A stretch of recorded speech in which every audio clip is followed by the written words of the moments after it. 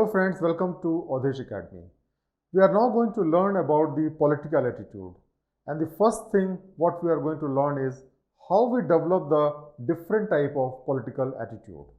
So first let us understand the meaning of the political attitude. Political attitude means a relatively stable views, either favorable or unfavorable, which individuals or group have about events, movements, policies and issues of public sphere. So it does not mean that you support a particular type of political party and that is your political views. Whenever there are different type of issues in the public sphere where every common person is affected, whether it's a event or a movement or a policies or different type of issues, those all will be considered to be a political attitude.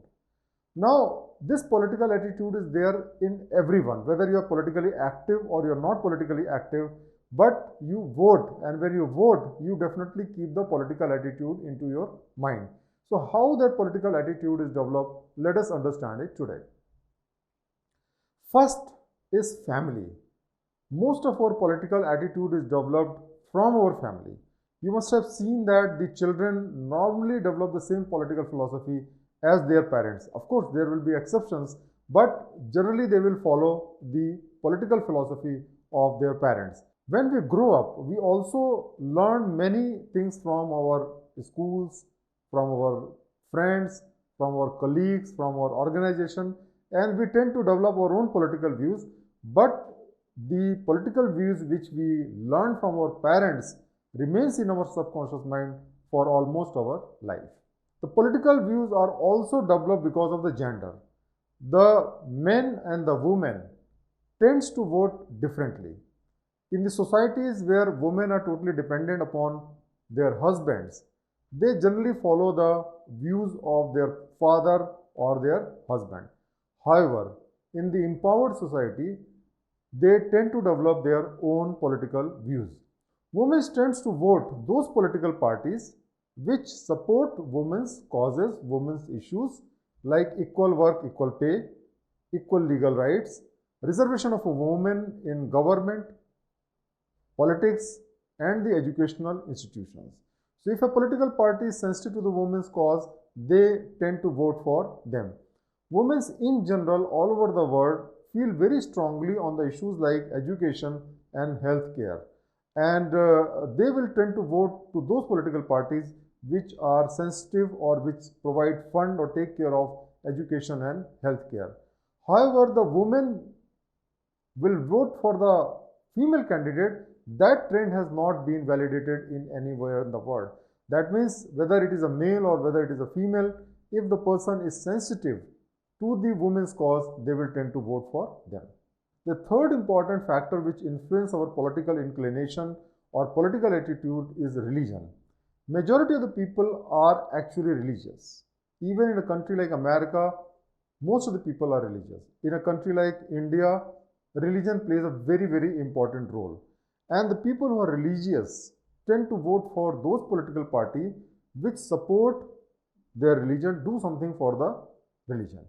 And so you will find that many political parties often play the religion card to get the vote of such type of people who are religious in nature.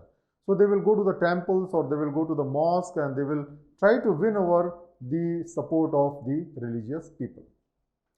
The fourth important factor for political attitude is caste. Now caste is a great reality in a country like India. People are divided into 4 major castes and then so many subcastes. And you will find that the political inclination is influenced by the caste.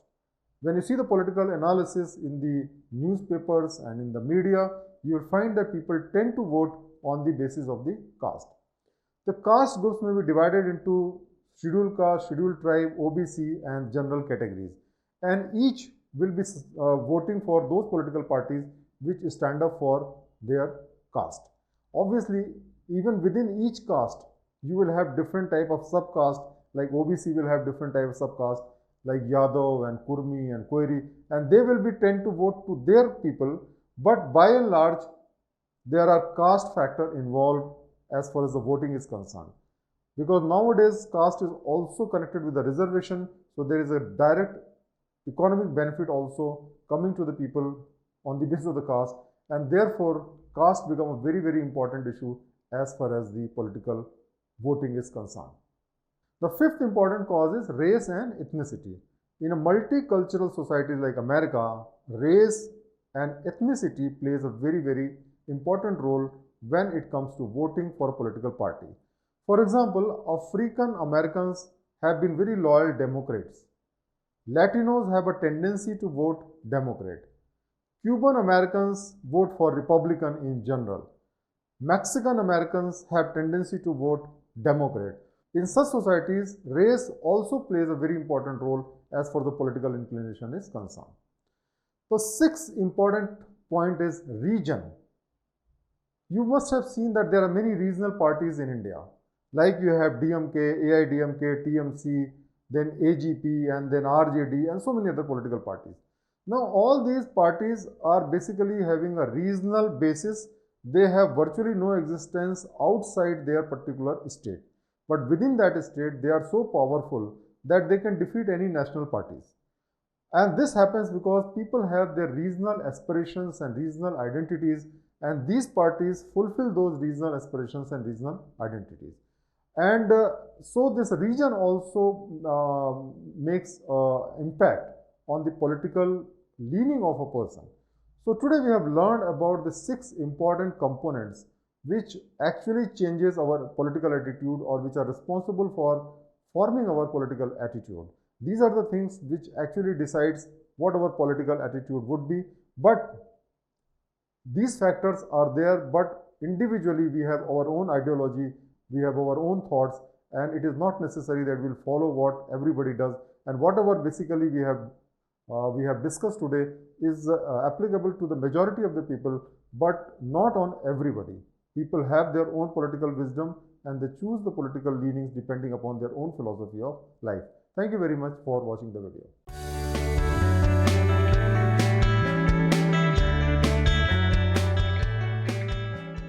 Friends, we have learned about the political attitude. What are the different factors which are responsible for building our political attitude?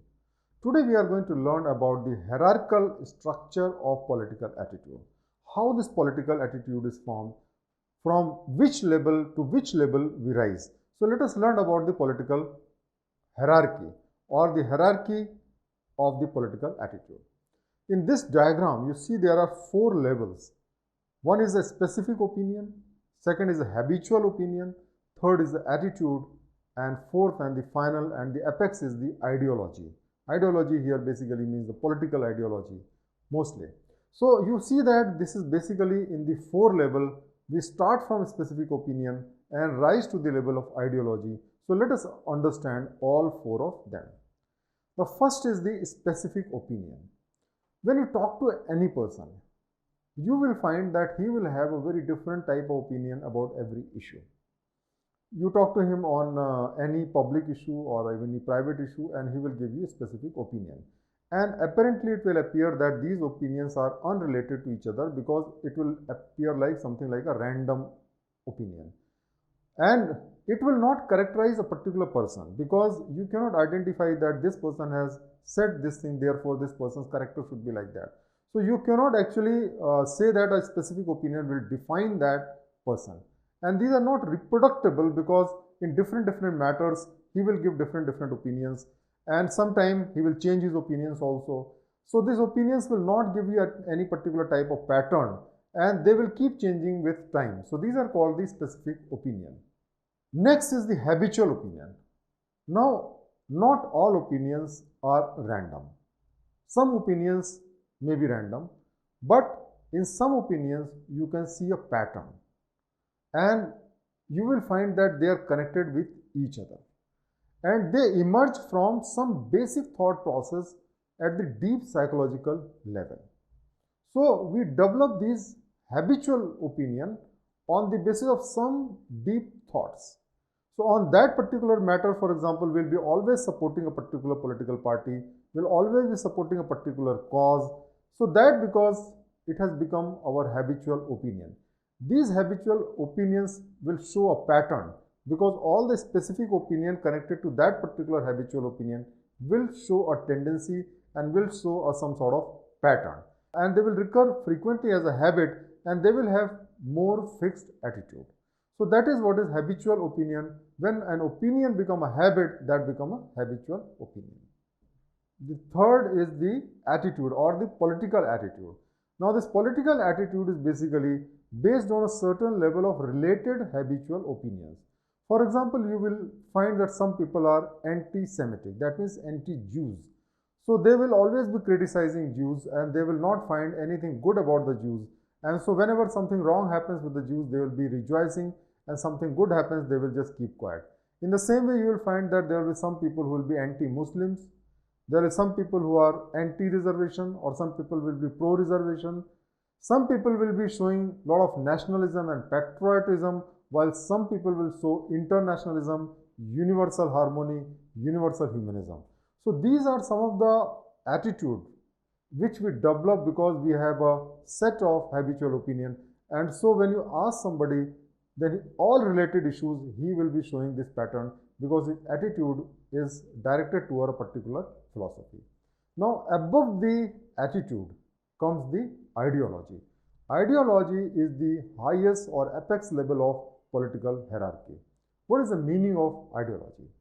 Ideology is defined as a system of general ideas of man and society centered around one of a few general values, which has manifested itself historically as a doctrine adhered to by some major group of categories and which expresses the interest of some important category, for example, a social class. Now, you have to understand that there are many ideologies, and each ideology is basically about a particular class. So like the socialist philosophy or socialist ideology will be catering to a particular class or the common people. The capitalist philosophy or the capitalist political ideology will be catering to the people who are basically the wealth creator. So you will find that every ideology cater to a particular class, and these ideologies are evolved from some historical perspective and some general values. So this word ideology is very close to the German word Weltanschauung, which literally means the world view. That means what is our world view, how we look at the world, how the world is according to our eyes. So that basically decides the ideology. So this ideology is like a model of the world which we create from our own mind, and we want the world to fit into that. So ideology expresses the overall perception about the world, how it works, how the society should be, and all that. So that basically is the ideology. Now the ideological thinking has a huge repercussion, because what happens that every political party is formed on certain ideologies, and these political parties frame their policies based on their ideologies, which will affect some people in a favorable manner and some people in the unfavorable manner. And therefore some people will support that political party and some people will be opposing that political party. So the people with ideological inclination tend to accept something to be absolutely true, and they refuse to see the other side of the reality. For example, if you are a communist, your ideology is communist, you refuse to see the negative side of the communism and refuse to see the positive side of the capitalism. So that basically creates some sort of social conflict. For every ideology, there is an equal and opposite ideology, and these ideologies conflict with each other, and therefore the supporter of these ideologies also conflict with each other, and that leads to sometimes even wars between the different countries, and that spoils the atmosphere or that create conflict between different political parties. So today we have learned about the 4 levels of political thoughts. We have learned about the hierarchy, how from the specific opinion we rise to the ideological level. Thank you very much for watching this video.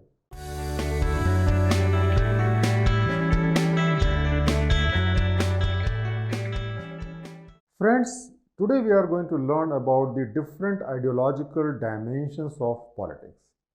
You must have heard very frequently that this is leftist, this is rightist, this is centralist. What is the meaning of left, right and center philosophy? So today we are going to learn about these three ideological dimensions of politics. First of all, we have to understand that the worldview of every section of the society is different. The way we see the world is not the same as the way any other person sees the world. Because depending upon our financial conditions, depending upon our profession, caste, religion, so many other factors, we form a worldview. Now, Karl Marx believed that the capitalists and the workers understand the society in a different ways due to their position in the society. The owner of the company would try to maximize the profit so that his company can grow, his company can produce the goods at the lowest price so that he can survive in the market. While the worker will try to see that they get maximum wages for the labor which they are putting in. So the worldview is different, almost opposite. On one side, the worker would demand highest wages. On the other side, the owner of the company will try to give minimum wages because the less he pays, the more profit he makes or the more competitive his goods become in the market. So the worldview will depend upon what we are, and whichever class is ruling a particular country or a particular society, their worldview will become the imposing worldview and that everybody has to follow. So for example, in a democracy, the majority's worldview, the view which benefits the majority of the population, becomes the worldview of that particular country, and so that is followed even if you are not agreeing with that. So it's never a very logical thing, because whatever worldview is formed and whatever worldview is imposed, that's going to harm another section of the society. Broadly speaking, there are basically three different centers of the politics. One is left, one is right, other is center. The left-right political spectrum classifies the political positions, ideologies and the parties. So those which are not in the left, those which are not in the right will generally be called centralist parties. In France, where this term has originated, the left has been called the party of movement, while the right has been called the party of order. That means left signifies something which is fluid, something which is constantly changing, while the right means something which is in order, solid, something which does not change with time. So left is by and large people-centric because it focuses the people. What is the people want? What is in the interest of the people? While the right policies will generally be state or society-centric. What is good in the interest of the state? What is good in the interest of the country and the society? So that will be basically the rightist. That is basically a general type of classification or general type of thought process which goes into that. The intermediate class, which is neither right nor left, is called centralist party, and they are generally called to be moderate. Let us now understand the major ideas of left and right. The left signifies certain ideas like freedom, equality, fraternity, rights, progress, reform and internationalism. That basically means that the leftist people want that the people should be having the freedom to do what they want. They all should be treated equally. They should have brotherhood. That means there should be no privileges given to a particular class of society. Like brothers are treated equally, whether somebody is earning very much, somebody is not earning. In the same way, in the society, just because you are rich, powerful, you should not have any extra privileges. Rights, they talk about the rights, particularly the weaker section of the society. Progress, reform, they will be always talking about the reform so that people can be empowered. And internationalism, because they are humanism and so they want the international policies to be framed rather than the local policies which will benefit to a particular country or a particular society. On the other hand, the major ideas of the right philosophies are authority, hierarchy, order, duty, tradition, reaction, and nationalism. It means that the rightist will generally go for authority, that the state should be more powerful. People should follow hierarchy. There should be strict hierarchies so that the orders are implemented fast. There is a discipline. Order, they give more importance to the order, that the society should have discipline, society should have order, everybody should follow the law, and those who break the law should be heavily punished. They will be talking about the duty, while the left will talk about the right will talk about the duties. The rightists will follow the traditions. They will be talking about their ancient past. They want to follow those traditions, while leftists are always changing the traditions. Reaction and nationalism. The rightists will always be talking about the nationalism. The political dimensions of left and right can be further divided into different categories. They have been given different names. For example, lefts are often called anarchist because they create chaos, communist because they believe in community, socialist because they want equality, democratic socialist, social democrats, left libertarian, progressive, and social liberals. These are the different names which are given to the left depending upon the context, depending upon the region and the country. The movement for racial equality and the trade unionism are generally associated with the left. You find that almost all the trade unions are affiliated to the left all over the world. The right is often called conservatives, right libertarian, neoconservatives, imperialistic, monarchist, fascist, reactionaries, and traditionalists. So these are the different adjectives or different names which are given to the right philosophy. But there are some political movements like feminism and the regionalism which do not fall either in the left side or in the right side because they are having their identity of their own. So we can see in this particular diagram the left-right spectrum. On the left we can see the philosophies of the left, which means advocating equality or advocating change. On the right side we can see the philosophy of the right, which is basically talking about the resistance to change, and they also are comfortable with the inequality. Now we should know about the libertarianism and authoritarianism. There are two types of philosophies. One is about the libertarianism. That means people should have the liberty to do whatever they want. And the opposite of that is the authoritarianism, where there should be authority. So let us understand what is the meaning of libertarianism. A set of related political philosophies that uphold liberty as the highest political end. So they believe that man is born free and he should have the choice to do whatever they want to do. The only limitation should be that they should not break the law. But within that, they are free to do what they want to do. And therefore, this philosophy projects that liberty is the highest value for any human being and also for any society. It emphasizes on the primacy of the individual liberty, political freedom, and voluntary association. So it says that individual liberty is very much important and there should be no forceful application by any of the state for doing anything. Whatever comes to your mind, if you want to join any institution, join that, but if you don't want, please don't join. It advocates the redistribution of power from the coercive state to the voluntary association of free individuals. It does not want that the state should be having all the powers. It wants that people's association should be given the power so that they can decide what is in the interest of the people. So opposite to all that will become the authoritarianism principle.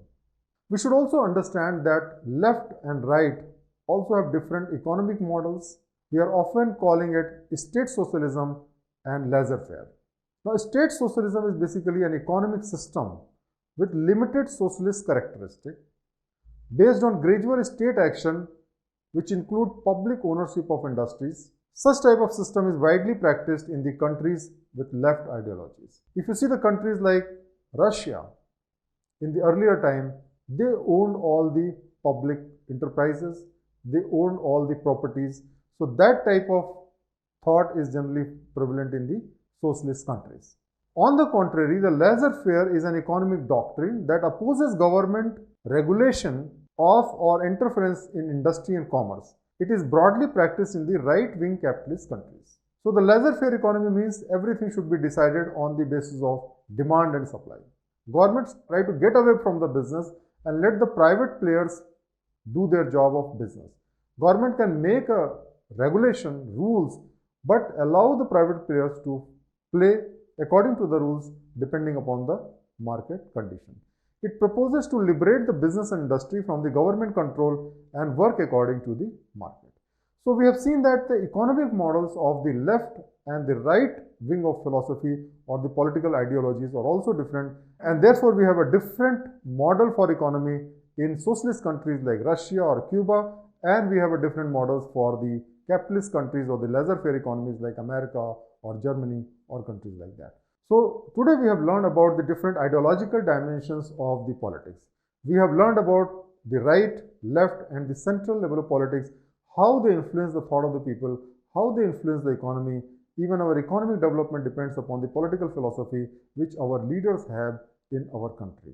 So I hope that we have been able to get a fair idea about what is left and what is right and what is center and how that affect our lives. Thank you very much for watching the video.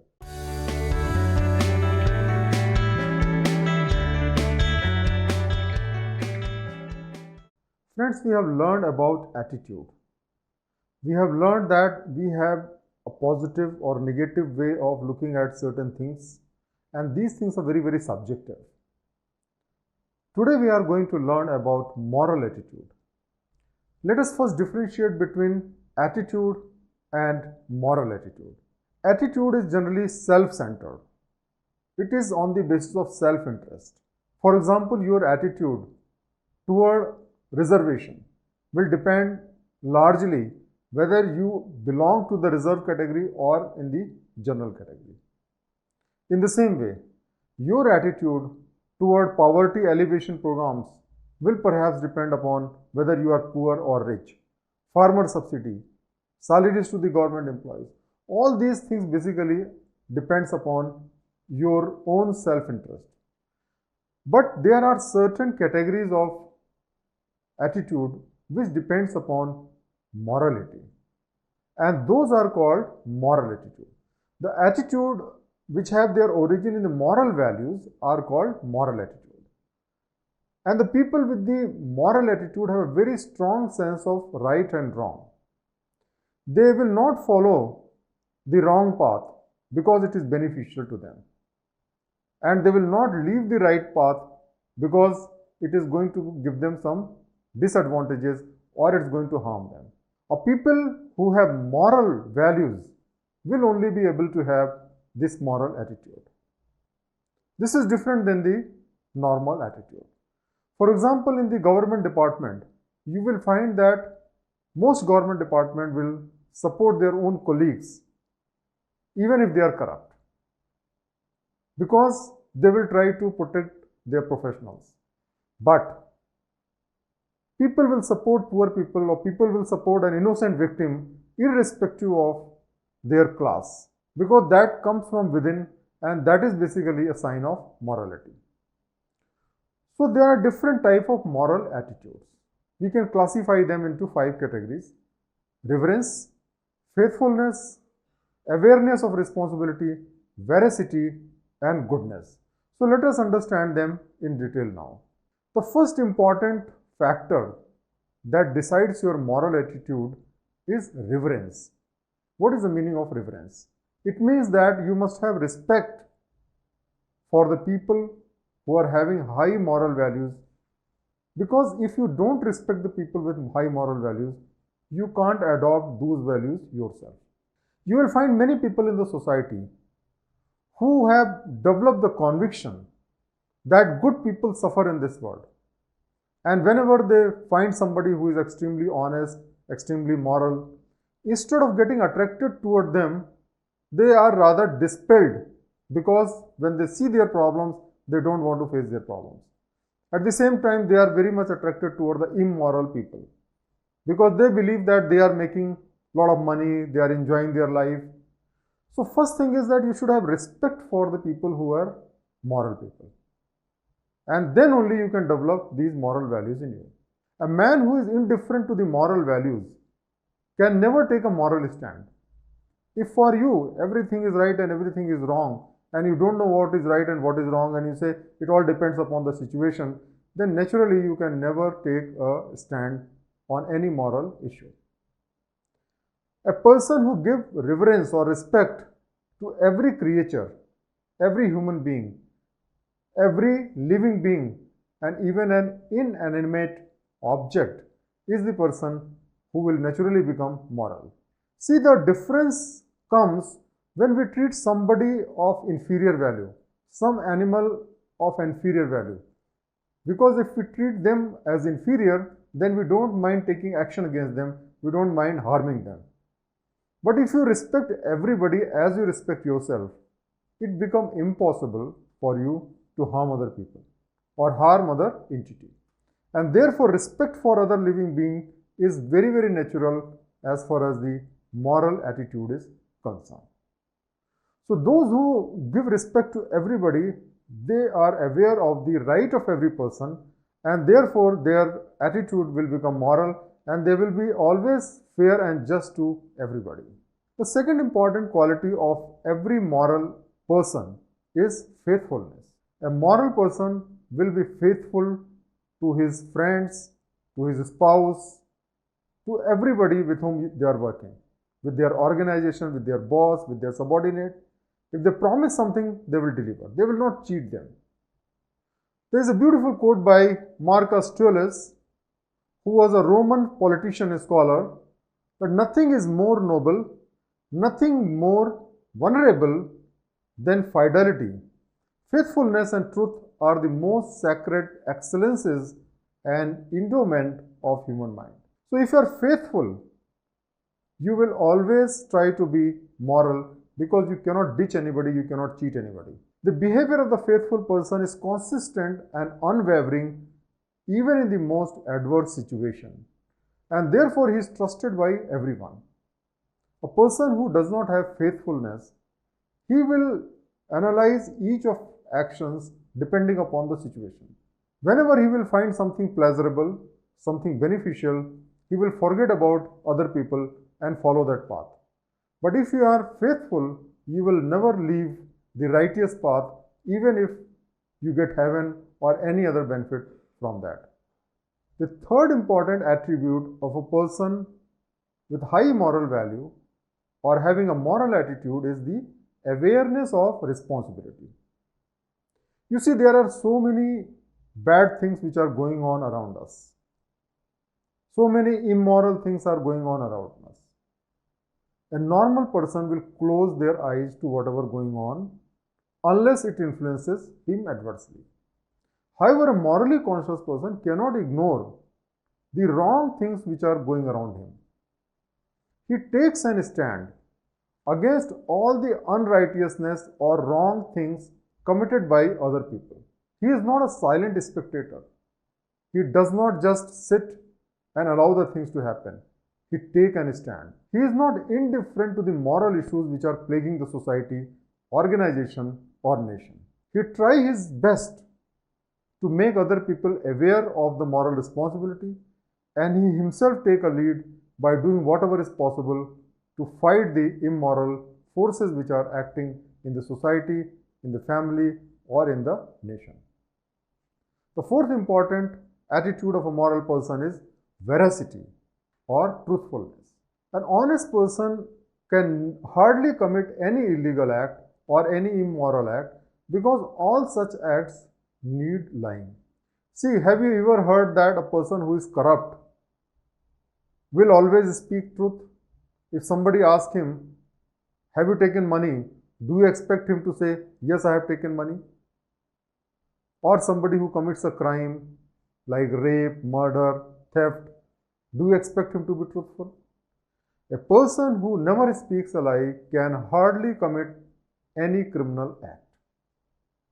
And therefore, a person who is moral is also a person who is truthful. If you decide to speak only the truth and nothing but the truth, you can hardly follow an immoral path.